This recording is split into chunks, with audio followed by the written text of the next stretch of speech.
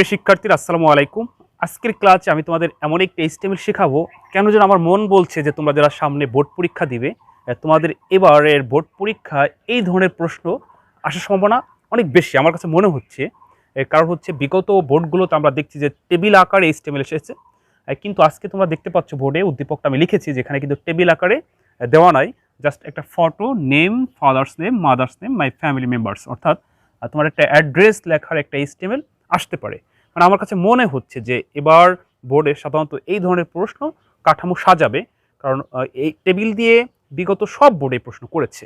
তো যাই হোক, আমি এখন এই প্রশ্নটির সম্পূর্ণ উত্তর করে দেবো। আমার বিশ্বাস যে তোমরা মনোযোগ সহকারে যদি দেখো তাহলে অবশ্যই তোমরাও শিখতে পারবে যে কিভাবে HTML এর মাধ্যমে অ্যাড্রেস লিখতে হয়, ছবি অ্যাড করতে হয়, ইত্যাদি ইত্যাদি, বা এই ধরনের HTML কেমনে করে। মানে আমি তোমাদেরকে টেবিল তৈরির HTML শিখিয়েছি, তো টেবিল তৈরির HTML তোমরা পারো, কিন্তু এই ধরনের HTML যদি পরীক্ষা আসে তাহলে কি করতে হবে, কিভাবে লিখতে হবে, জাস্ট সম্পূর্ণ ভিডিওটি মনোযোগ সহকারে দেখো। আমার বিশ্বাস তোমরা সহজে বুঝতে পারবে, কারণ আমি সবসময় চেষ্টা করি তোমাদেরকে একেবারেই সহজ করে বোঝানোর জন্য। ওকে, আচ্ছা, তবে ক্লাসটা শুরু করার আগে আরেকটা কথা বলে রাখি। তোমরা অনেকেই আমার সাথে যোগাযোগ করতে চাচ্ছ যে স্যার আপনার কাছে পড়তে চাই, কীভাবে পড়তে পারবো। তো আজকের শনিবার সন্ধ্যা 7টা থেকে নতুন একটা ব্যাচ চালু হচ্ছে। তো স্ক্রিনে দেওয়া নাম্বার, এই নাম্বারে কল করে তোমরা আমার সাথে যোগাযোগ করতে পারো, এবং কিভাবে তোমরা ক্লাসে অ্যাড হবে বিস্তারিত আলোচনা করবে ইনশাল্লাহ।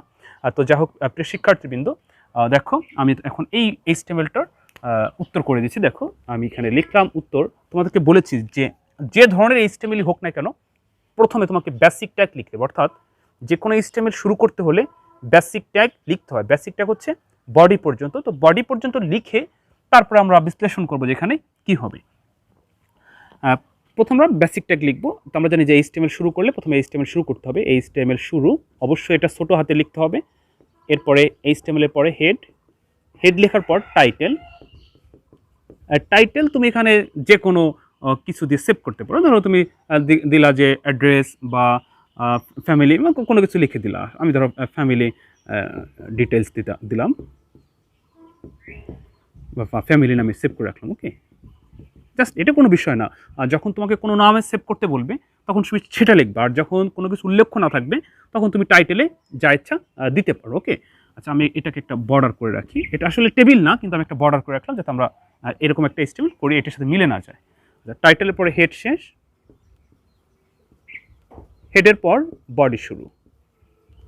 এটা হচ্ছে HTML এর বেসিক ট্যাগ। হ্যাঁ, এই পর্যন্ত আমাদের লিখতে হবে। তারপরে হচ্ছে আমরা উদ্দীপকটা দেখব যে এই উদ্দীপকটা তৈরি করতে এখন আমাদের কি কি অ্যাট্রিবিউট প্রয়োজন, সেগুলো আমরা এখন লিখব। তো আমরা প্রথমেই দেখতে পাচ্ছি যে একটা HTML, এটা টেবিল আকারে নাই।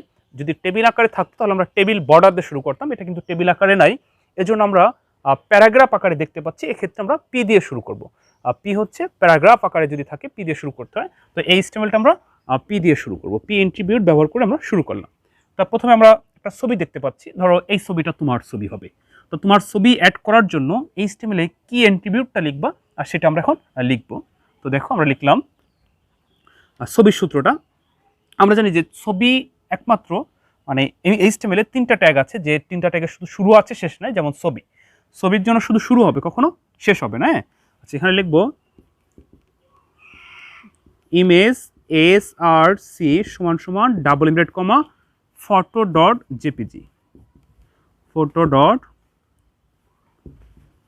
JPG, double inverted comma image শুরু হলো। এখন এই ফটোটা কত সাইজের হবে?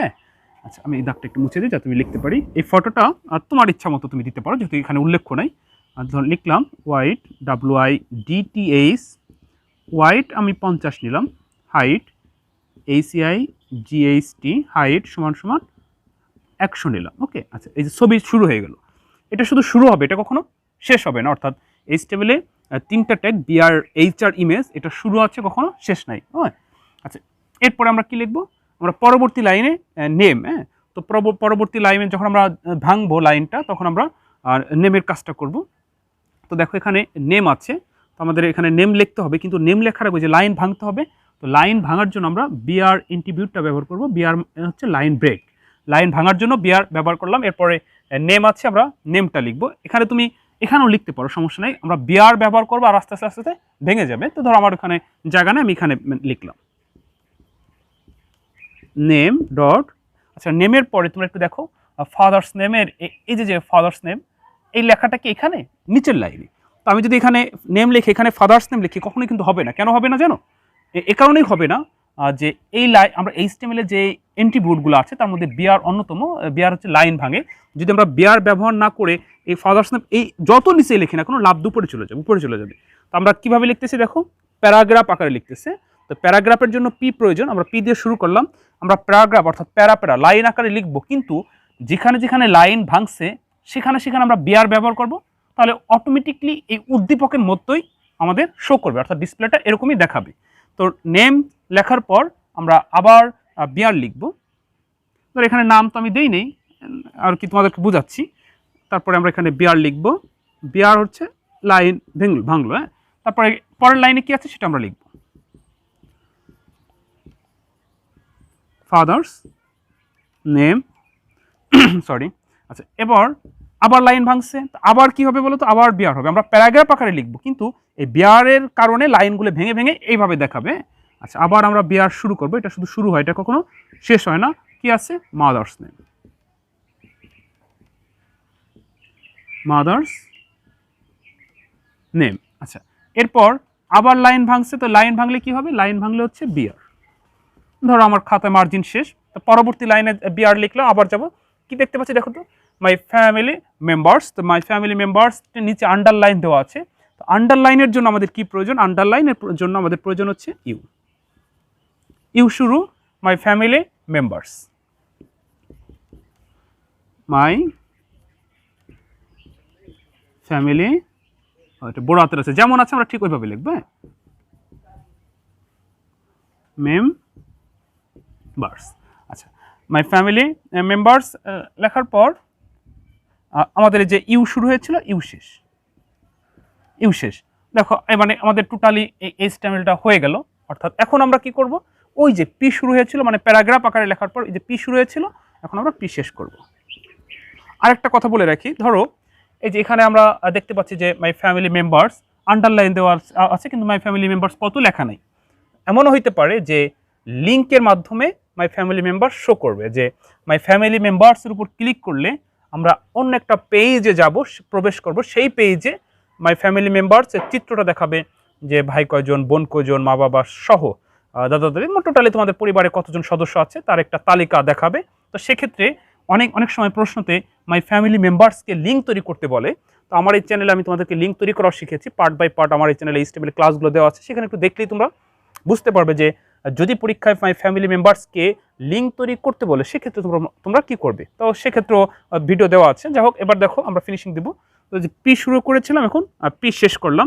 তো পি শেষ করার পরে আমরা দেখব যে এই উদ্দীপকে অর্থাৎ এই প্যারাগ্রাফটার নিচে আর কিছু আছে কিনা। দেখো আমরা কিন্তু আর কিছু দেখতে পাচ্ছি না। আচ্ছা, তাহলে কি আমাদের টোটাল HTML-টা হয়ে গেলে বডি শেষ করবো আমরা এখন। বডি শেষ। আচ্ছা, বডি শেষ হওয়ার সাথে সাথে HTML শেষ, HTML শেষ। অর্থাৎ এই HTML-টা আমাদের এইভাবে করা হয়ে গেল। আর জাস্ট এটাকে এখন রান করলে, শো করলে আমরা এরকম একটা চিত্র দেখতে পারবো, photo, name, father's name, mother's name, my family members, অর্থাৎ একটার পর একটা দেখাবে এই বিআরের কারণে।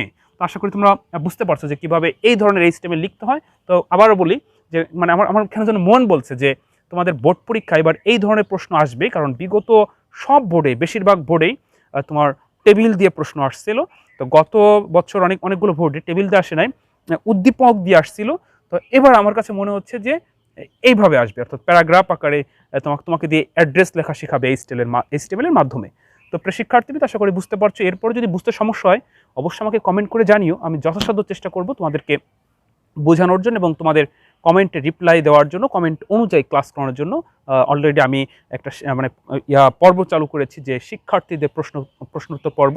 তো সেখানে তোমরা প্রশ্ন করবে, তোমাদের প্রশ্নগুলো জমা করে আমি আবার এরকম ভিডিও আকারে তোমাদেরকে বোঝাবো। অর্থাৎ আমি চাই যে তোমাদের হাতের মুঠোয় আইসিটিটা নিয়ে আসি, কারণ তোমাদের সামনে পরীক্ষা, অবশ্যই পরীক্ষা ভালো করতে হবে এবং পরীক্ষায় ভালো করার পাশাপাশি বাস্তব জীবনেও ভালো করতে হবে। ওকে, আচ্ছা, আরেকটা কথা বলে রাখি, সেটা হচ্ছে তোমরা যারা আমার এই চ্যানেলটি সাবস্ক্রাইব করেছো সেজন্য তোমাদেরকে অসংখ্য ধন্যবাদ।